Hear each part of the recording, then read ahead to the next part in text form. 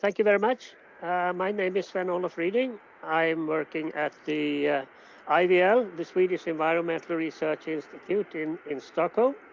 And I've been working with LCAs for quite some time, with ISO standardization, with becoming included in EPD programs and different types of development.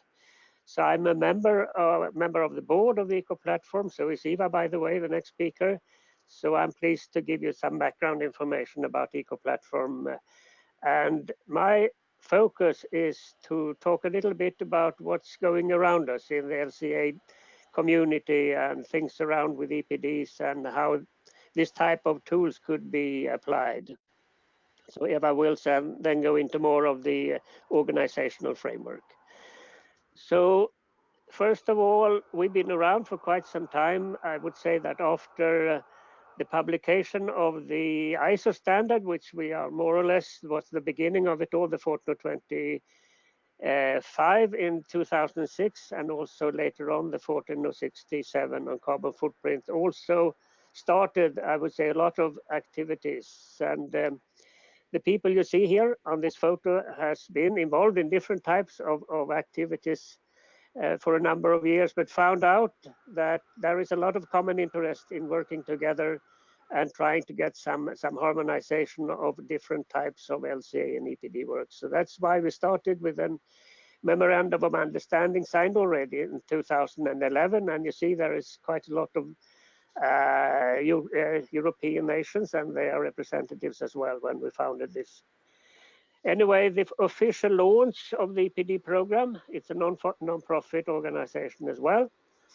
The official launch was in 2013, and we have 11 what we call founding members that started it all together. And you see faces of the leaders of these programs in the picture as well. And that's why we all found ourselves in a good starting point to act and try to harmonize and help each other. Just quickly about why do we need it? Well, as I mentioned, with the ISO standards and also the upcoming climate debate and a lot of things following that, it was a sort of an international pressure for reporting on environmental information in quite a lot of aspects. And as we are working with EPDs and LCAs, you know, this is definitely a communication format in one thing or the other. So that's why we thought we need to act on this. We need to respond to the market requests. And we also definitely found quite early on that we must try to speak with one voice, because LCAs and EPDs could be quite complicated to understand if you're not an expert. So we should help each other with that. So what I'm going just to quickly mention for you to find the world around us is really active with a lot of different types of things happening. For instance, if we look at the revision of ISO 14001, which was underway when we started to discuss the formation of the Eco Platform. Parallel, there was a new EU directive on public procurement.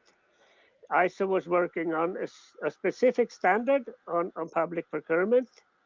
The Commission, more or less at that specific moment as well, started the work on the product environmental footprint, PEF, as you may have heard it, and also UNEP and the EU Commission started to work on a global LCA database. So there was a lot of activities more or less starting at the same time, and we were one of them. So first of all, in the ISO standards, the revision of the 14001 introduced the life cycle perspective. And as you see in the lower part of this illustration, you have at least 3 of the shall requirements. So don't forget it's a shall requirement, and it's to identify the significant environmental aspects. You're setting the goals based on the significant environmental aspects, of course, and then you have a lot of routines to follow. But as you start with identifying your significant environmental aspects from a life cycle perspective, I guess you realize that the concept of working with a holistic approach is more or less embedded in the whole 14,001. So that was a strong signal, and maybe one of the first signals that something is mandatory with making use of LCAs. More or less all the time we were working with LCA or EPDs on a voluntary basis, but this was one of the first clear signals on you have to work with it also maybe on a mandatory basis. Sustainable public procurement has always been the tool that has been mentioned every time we talked about all of these different initiatives that I mentioned. And we are asking the audience or whoever is listening, what do you think is the main application? It always comes up public procurement in one thing or the other. So this has been, I would say, the main vehicle for us, at least, to introduce it in a broader context in the future. And this PowerPoint just shows you a lot of importance of making use of the EPDs. As it really makes a lot of business like applications as well. So working with public procurement in focus with these LCA and EPDs would really make sense. Another very important step as well was the new EU directive on public procurement. It also introduced the life cycle perspective. But what needs to be emphasized here is the procurement legislation itself do not cover all the phases, all the moments or activities in the full procurement process, as this illustration is trying to show to you. It says once you've decided to what are you going to buy, the procurement legislation just say this is how you have to do it. But otherwise, you can buy whatever you like. I mean, the procurement legislation doesn't say anything about what to buy. It's just how to buy it once you've made up your mind. But they also introduced the life cycle perspective as well, and it was launched 2014, if I guess.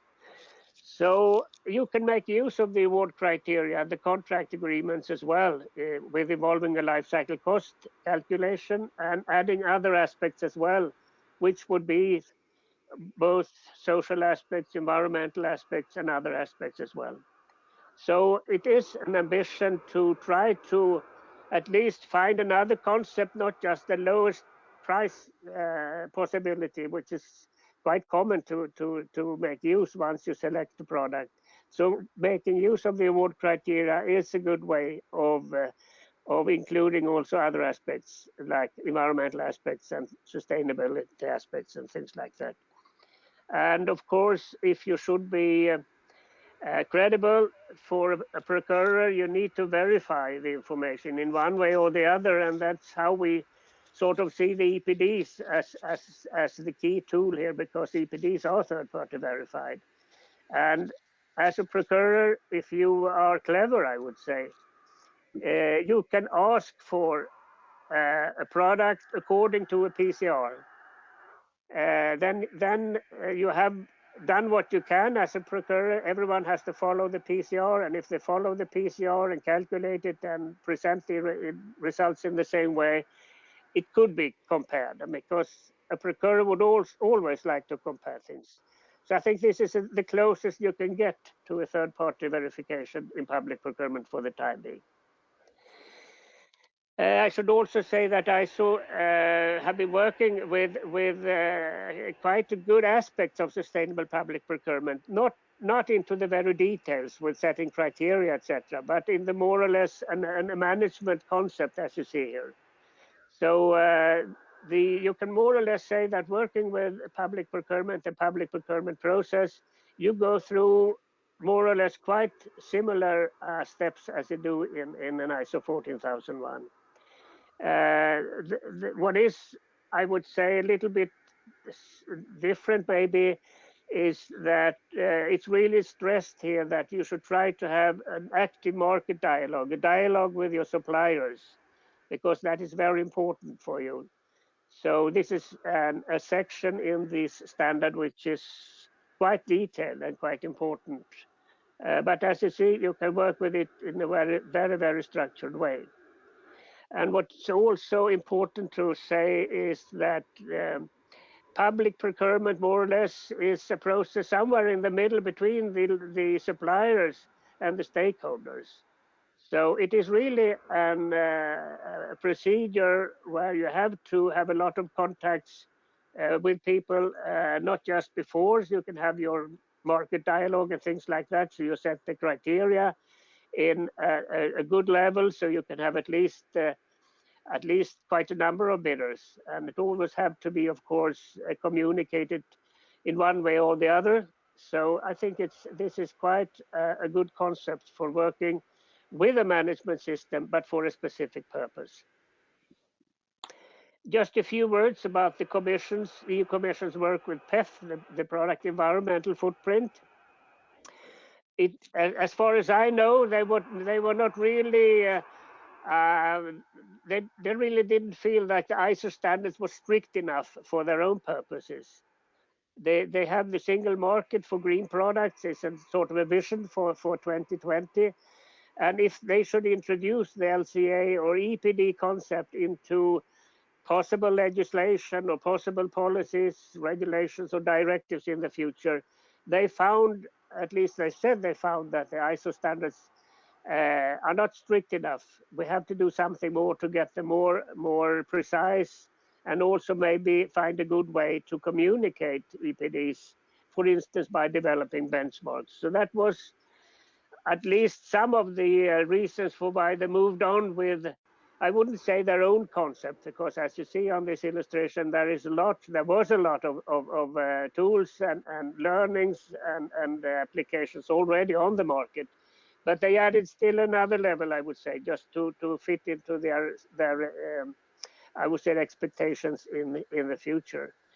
So just quickly, I will just show you some of the background. It's more or less the same as you can see for an ISO 14025 or an LCA study based on the 14004 and 14044. It is quite an administrative work, to be honest. I mean, there's a lot of people involved in all member countries, and I would say also the ones they started to just announce that they were working on this concept. It was very much, I would say, alerted by companies and organizations outside Europe, saying what are they going to do? What's it all about with PEF? So I guess maybe people have heard about PEF, maybe not knowing exactly the details, but still the work is now coming to some sort of an end after, I would say, 5, 6, 8 years, 7 years.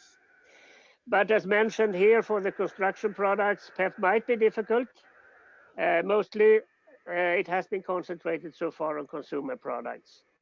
And there is quite a lot of details and discussions about how would we merge the PEF in the construction sector standards as ISO 21930 and the EN 15804. How do we merge them together so we can have one horizontal standard in the future? And this is still a discussion, even though we are getting closer with an amendment of the EN 15804, and I think, Eva, you will say more about that. So the Commission has been working with what they call pilot projects for quite some time, and these are just an illustration of the 26 first ones. Some of them didn't manage; they failed, depending on some things they didn't really realize from the beginning. But now most of these are finished, and they call them, of course, then PEFCRs, so Product Environmental Footprint Category Rules. Not PCRs, but PEFCRs. And these are published on through the Commission if you are interested to see what's going on. I would also just mention at the same time, because this is somewhat close to the ambition of making use of LCA data, not only for experts, because if you would like to have a PEF approach or an EPD approach, also accessible to not only the experts and the big companies. You have to get the LCA or underlying data which you may have to use more or less easy accessible. And in fact, UNEP also thought this is an important aspect. They were working with their sustainable production and consumption project within the UN, and they more or less said the same. Life cycle perspective is important. We need to convey that not just to the expert, to the market, but it should be fair. So all markets that would need this type of concept would favor from having much easier accessibility to LCA data. And they specifically mentioned that developing countries do not have the expertise, not the money, not the resources to do what others has done in the developed world. So we really need to facilitate this to them as well. So based on these two ambitions, the EU with the PEF and the UNEP within their 10 YFP, as they call it, the 10-year framework program, joined a program which they called the GLAD. It is an abbreviation of the Global LCA Access Network. It more or less started at the same time as the PEF and with the Eco platform as well. And now it is launched. It has an homepage, as you can see. It has been transferred from being an own entity, an own sort of organization working with it. So now it's a part under the life cycle initiative umbrella as a specific activity. For the time being, it is open. It's based on a metadata application. It's being filled with data with what they call nodes, which are the software developers. It's not ready yet. I think it still has to be some practical cases working with it. But the ambition in the long term is that LCA data should be easily accessible, and some of them are free as well. Of course, I think the Commission has introduced some 1,800 free data sets into this. But you should also, I should also mention that the more well-known data software providers like Arbe, CIMAPRO, EcoInvent, they have been part of this development as well. And if you go to their websites, if you would like to download some of their data sets, you still have to pay for it. So it's a mix between the old ones, I would say the more well-known ones, and free data sets. If I go to the ultimate goal of the Eco platform, of course, once we started, we were quite a lot of program operators working with EN 15804, working with other standards as well, but we did it all by ourselves separately. So the whole idea with the Eco platform is we need to merge all ideas and all knowledge and everything we can to find out and to develop one concept that we all can follow, with all the things that need to be introduced, of course, with quality assurance and with the audits of the programs, etc., etc. But this is the ambition. And of course, if you are a country and you should work on what's called the common market, as you know, it is meant that you could be used. The standard approach, which we are trying to develop, could be used in all countries. You could refer to the EN 15804, hopefully, in all countries. So you don't have to go to a national application, for instance. So that's the whole idea, to facilitate the work as well. And by doing that, of course, it will be much more cost effective. This is not the latest one, I'm afraid so, but it's just an illustration of the increase of numbers of EPDs verified according to this standard. And in fact, now they are almost 6,000 EPDs verified according to this. Most of them in Europe, but also in the US. By UL, for instance, they have quite a number of EPDs as well. So the market is really more or less ready to make use of it. There is a momentum right now that we have been preparing this for the market. Now it's only to hope that the market will make use to it and ask for it for different types of applications.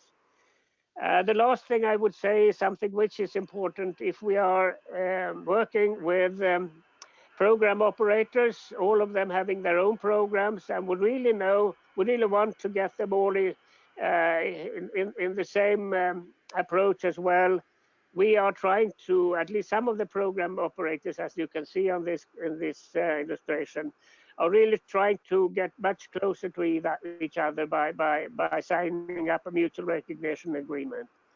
So the intent is, of course, to make use of the PCRs, common use of the PCRs, etc.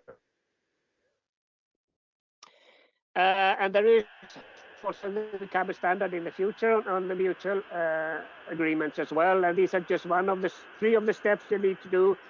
Hopefully, this concept could be widely used in the future, so you are able to compare the results from program operators and their EPDs in a much broader context in the future. So that was my last slide, and those who are interested, you can go to our homepage, as you can see here, to find more information and more contact details. And also you can download the EPDs registered under the Eco Platform umbrella, and that's why we call them the Eco EPDs. So you can find a lot of information, hopefully of interest for you. And if you have more information, you please just contact some of the people you will find on the homepage. So I will say thank you for your attention.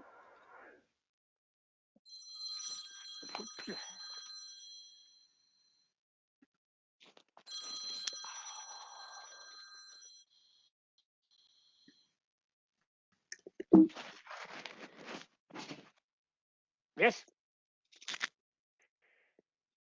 Hello, can you hear me? Yes. This is, and you can see now my screen for the webinar for ACLCA, and I would like to go more into detail of how the eco platform works. And thanks a lot, Sven Olof, for showing the context where this platform is located and where it works. So put this away. The mission, oops, sorry. What happened? Okay.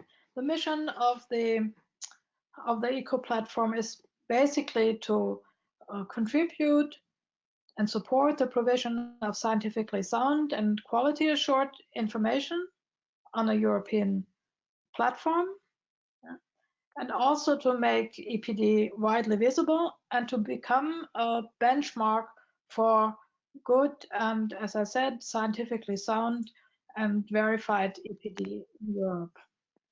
I think eventually we are discussing this, that we would like to open this up also for other world areas, but at the moment it's still a European platform. These are some of the logos of the members on the eco platform. The objectives, I'm not going to read all of this. You can have the presentation later on, and then you can have the text for yourself. The objective of the eco platform is basically to provide full mobility and applicability of EPD across Europe. You have some experience with EPD yourself, and you know that the application of life cycle assessment, even though there are PCR documents and standards around it, the ISO standard and then the European standard for the European application, there's still quite a bit of interpretation possible on one hand, and on the other hand, there are in different member states in Europe, or you could say in different regions, the needs on information are different, and that's why next to a core EPD, other requirements have developed, and now we're trying to, on one hand, to sort of catch all these fleas that are jumping around everywhere, to catch them back, but also to provide to still keep the provision of having specific requirements when you have a specific need.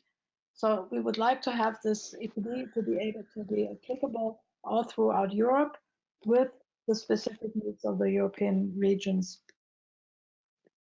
So the way this is organized, it's an international non-profit or association established by the European program operators in the construction sector. And we have full members, which are the program operator, and regular members. It works by a board, and then there's a general assembly every year. And the tasks for the development and for what we said, the mission of supplying this kind of EPD and increasing the visibility, these tasks are done by a technical working group, by quality management, and by a communication task group. These are the full members. You can see that some of them are program operators, here the orange ones.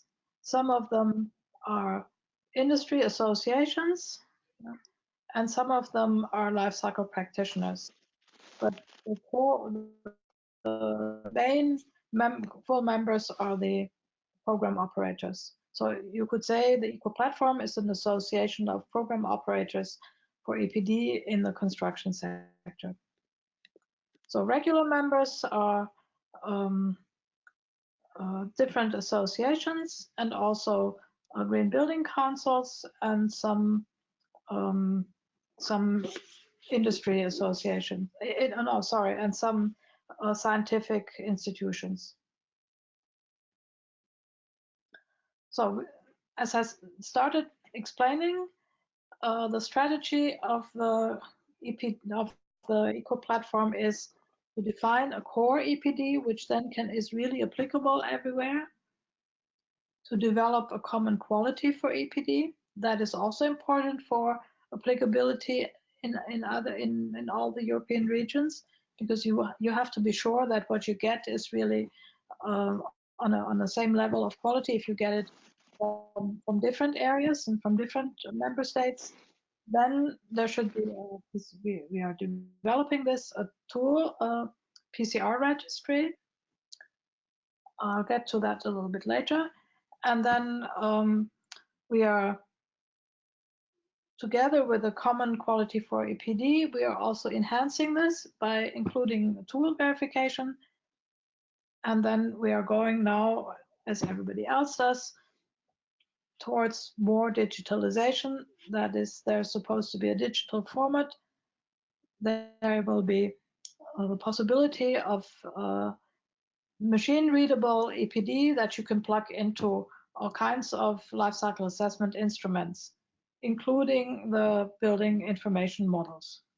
Here we are also connected to the standardization work with ISO, developing guidelines on how you would have to develop an EPD so that you can fit into a building information model. And last not least, we're looking for cooperation with the European Commission, because as Sven Olof has pointed out, there are quite a few initiatives from the Commission up to going into regulation that are using EPD, especially in the construction sector. So what is this about defining the core EPD? The idea is to find the smallest common denominator for EPD based on the European standard. That was until now, it was the 15804 plus A1. There's a typing error. It should be 2013, not 3. We're not going that far into the future. And in red, there is the second amendment that would be finalized in 2019, and it is finalized now, and it's up for final vote as a standard. So this means that we describe all elements which are national, which are important, and also list the elements which are national additions and not the core EPD, because these are necessary, because in different areas you have different information needs. Then with the amendment, we also get a whole set of new indicators, which is a new challenge. and it will be important to discuss if we can find a common set on this. And we're also going for the improvement of the data quality with some stricter requirements on data quality. As Sven Olof pointed out, unfortunately, especially with the alignment to PEF, we are a bit losing the compliance with the ISO level. But we are really working, and I think we have been rather successful convincing the European Commission that this is an important aspect. We're getting closer again to the ISO work. So we have the same calculation rules in the ISO work for the 21930 as with the European standard. Basically, that is, there are some extra requirements, but it's in a way additional. Yeah? So you could have a core EPD and you could have it expanded so that it also complies with the ISO 21930. And there's a larger list of indicators, and there are some stricter requirements on transparency with respect to, for instance, average EPD. So the next important thing for the EPD is the audit and verification guidelines for the ECO EPD program operators. The verification guideline was updated just recently, and the audit performance is adapted to new online procedures. This is the big importance of this is that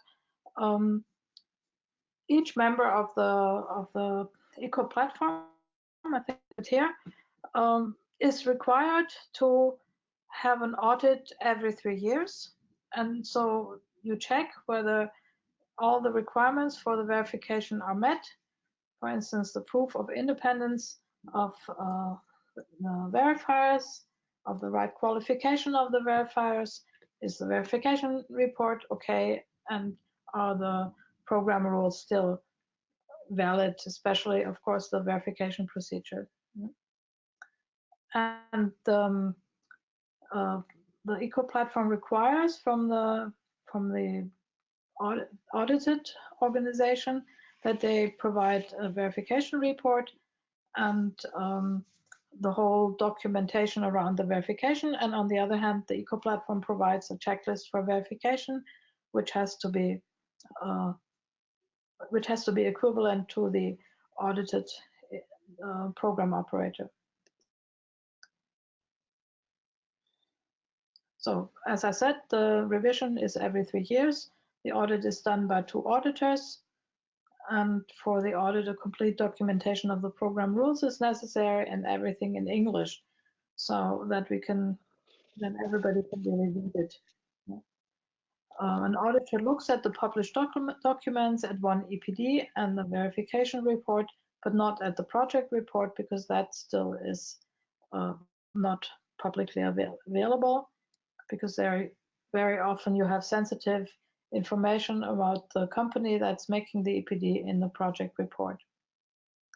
So this guidance document has been published, and we're now working on including the tool verification. Tool verification means that you can have lifecycle assessment tools which simply make the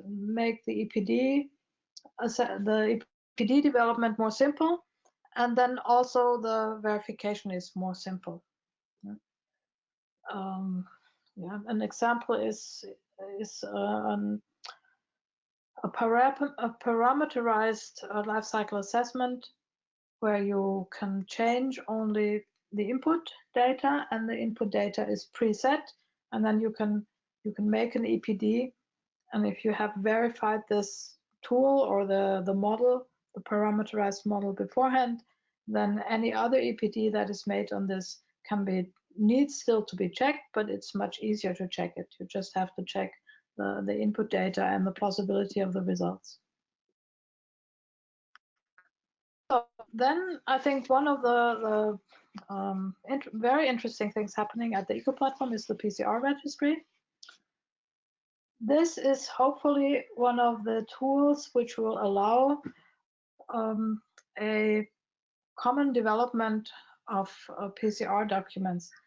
The original idea when the ISO 14025 was first developed was that PCR documents should be living documents where one PCR document for a product group should be improved by every user. Improved in some kind of exchange between the new user and the old users that developed the first documents.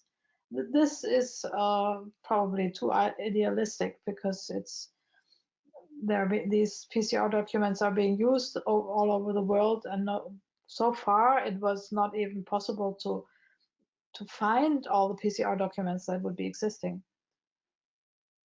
So with a PCR registry, the idea is that you can find PCRs and that you can, if you need one for a certain product group, you can find what is on the market and you can then improve it. And of course, you should have some kind of feedback with the entity, with the institution that developed the first document. In Europe, there's one specialty, and that is that within the European standardization, the CEN standardization, product groups are already defined, and these product groups are developing PCR documents on a standardization level. And there's quite a few now published. This is for timber, then for floor coverings, for thermal insulation products, concrete and concrete elements, cement and building lime, and wastewater engineering. And these documents have been checked if they comply with the CEN TC 350. They do.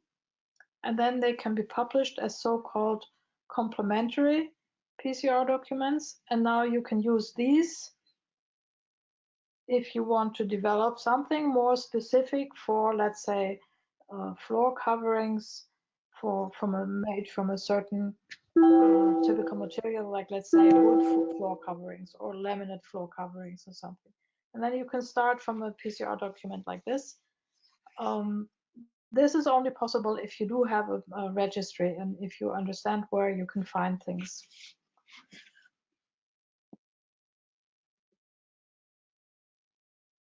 Another project for the eco platform is the digitalization.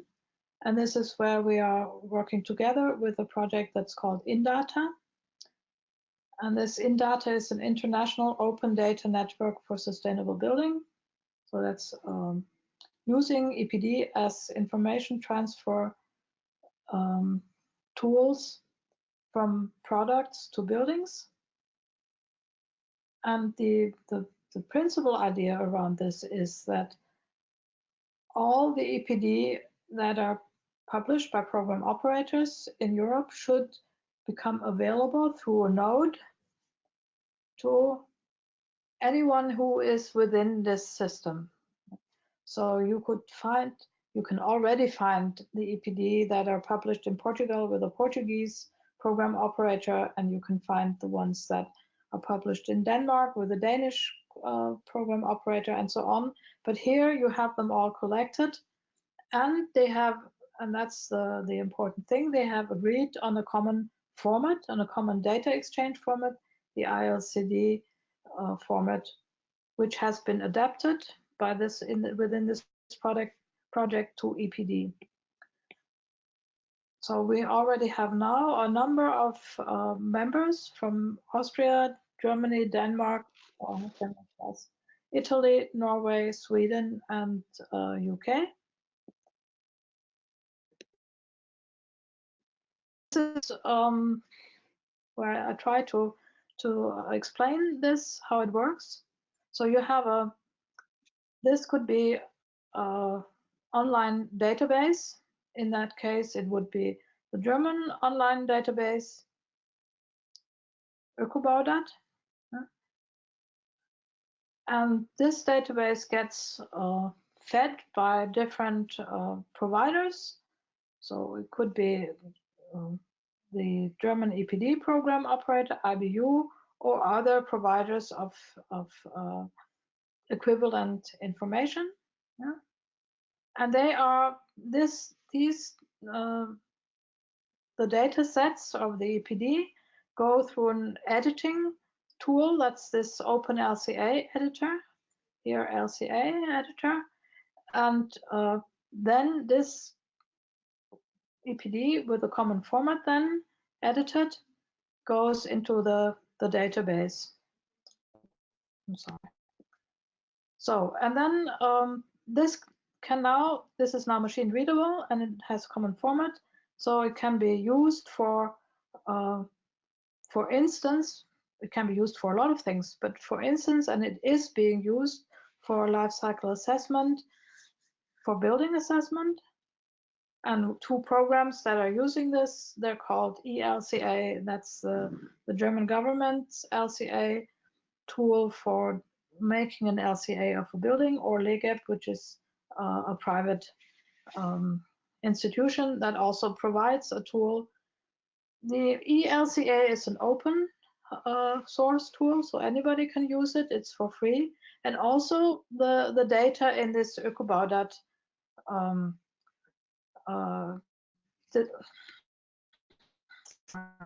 distribution tank, you could say, is also open source. Everybody can use it. And now you have to imagine that this gets connected among all the program operators. So it's not only the German database, but it's also the Norwegian one, and it's also the UK one, and so on. And the nice thing is that every program operator maintains its own database. So there's nobody who has to check on all the databases. Every program operator has its own database and just provides this through this editing tool and through the network. It provides this data for all the other members of the network. Okay. Now I want to touch another subject, and that's the cooperation with the European Commission, with PEF. Sven-Olof has already mentioned this, and in the beginning, when PEF started to work also in the construction sector, there was quite some confusion. What are we going to use? Are we going to use EPD or with the European standard or the ISO standard? Or are we going to use PEF, and that has different calculation rules? So it was a bit of a messy situation, but in the end, there was a request from the European Commission that the 15804 should be amended to become 15804 plus A1 and plus A2. And this amendment should align the two calculation rules, so to speak, the two PCR, the PEF, the general PEF CR, and the horizontal PEF CR, and the horizontal 15804 standard for construction products. And we came up with this scheme here, which shows you that the idea is that we have common calculation rules and common indicators.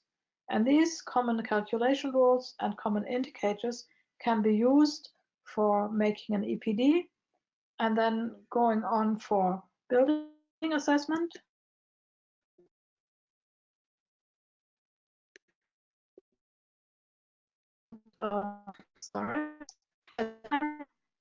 These common calculation rules can all be used for making a PEF calculation or making a PEF document.